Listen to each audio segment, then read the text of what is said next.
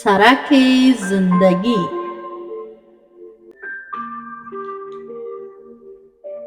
زه مې له نامزاد څخه امیدواره شومه، پرته له دې چې سکس وکړو.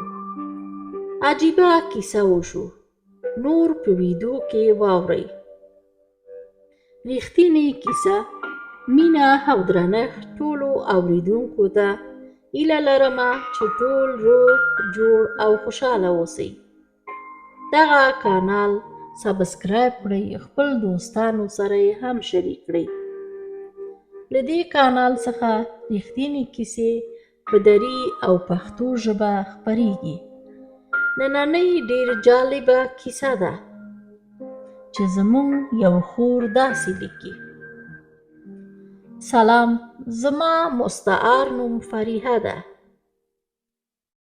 زه 6 ورونه لرم او یوه مې خور ده. زه بې سواده یمه، خو زما خور مکتب یې تمام کړی. زه لا ډېره کوچنۍ ومه چې مور سره مې د کور په کارونو کې مرسته کوله. کله چې لږ پیغله شومه، د کور ټول کارونه ما کول او 1 دقیقه وخت مې نه پیدا کول چې خپل د خوښې سریال وګورمه. ځکه زما 6 زلمي ورونه وو او هره ورځ جامې مې مینځل، هغه هم لاس سره. زمونږ په وطن کې خو برق نشته. خلاصه ما پسې یو کورنۍ جرګه راغی. هغه کورنۍ زما د مور د خاله زوی و. مور مې زه ورکړمه او نامزاده شومه. نامزاد مې فواد نومېده او ساختماني کارونه یې کول. شیرني خوري مو وکړه. نامزاد مې وروسته له شیرني خوري څخه د هرې جمعې په ورځ زموږ کره راتله. مور مې مریضه شوه او ورباندې د زړه حملې راتلل.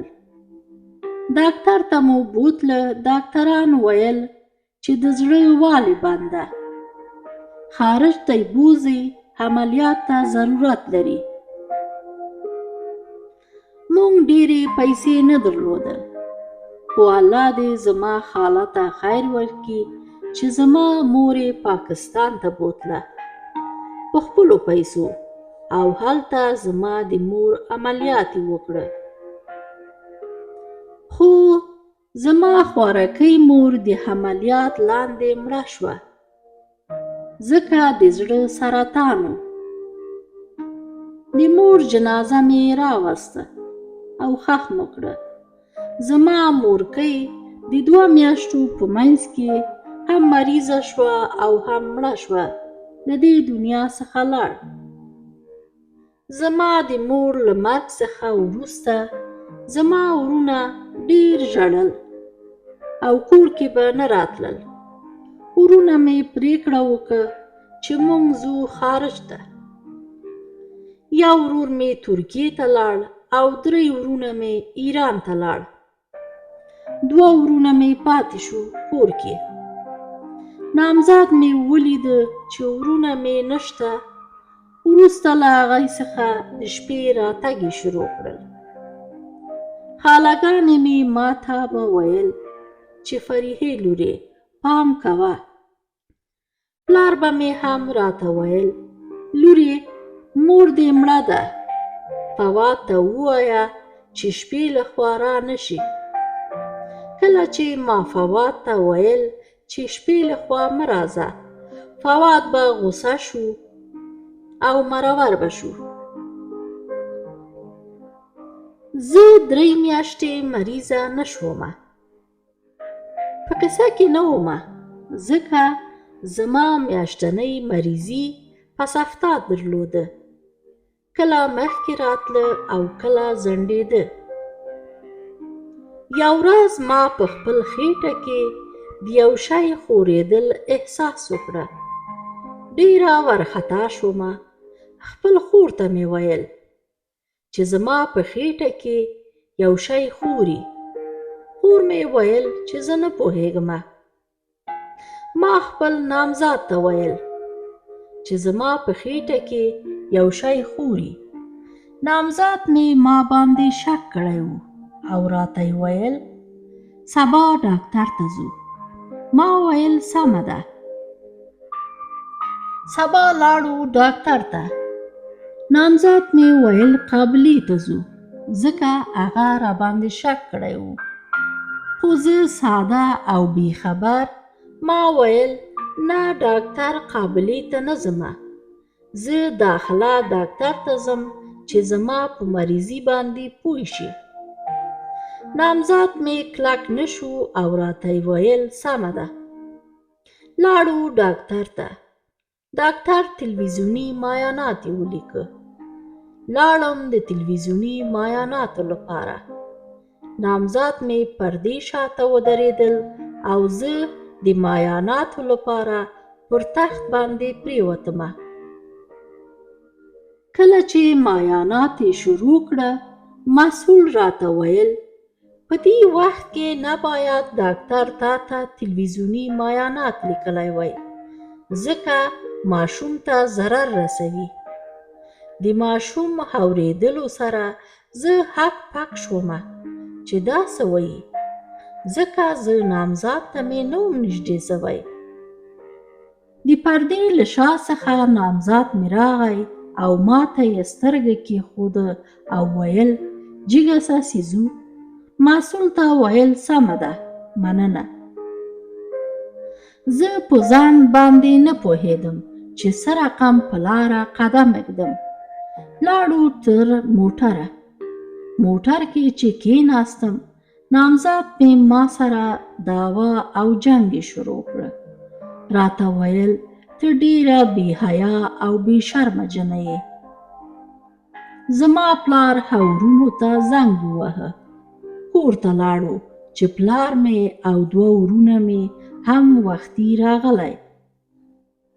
زما نامزاد هم ملامت نه و ځکه ما ته نږدې سوی نه و.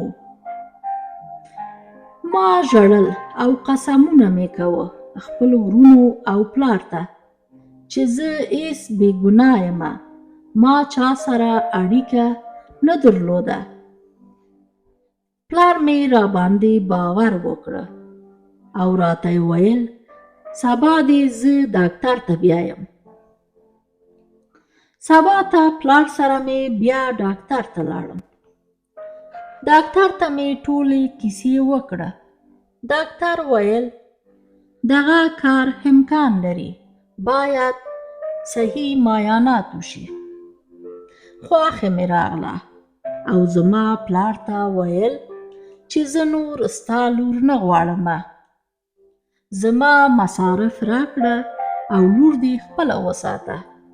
هغه چاته واده کړه چې له هغې څخه امیدواره شوې. پلار مې رسمي د معایناتو امر واخیسته او د معایناتو لپاره لاړو شفاخانې ته. د معایناتو په ورځ خاله مې، پلار مې، وروڼه مې، خواښې مې، نامزاد مې هم راسره لاړ. کله چې شفاخانې ته ورسېدم د ډاکټرانو یو ټیم و چې یو نرس، یو قابله او یو ډاکټر و.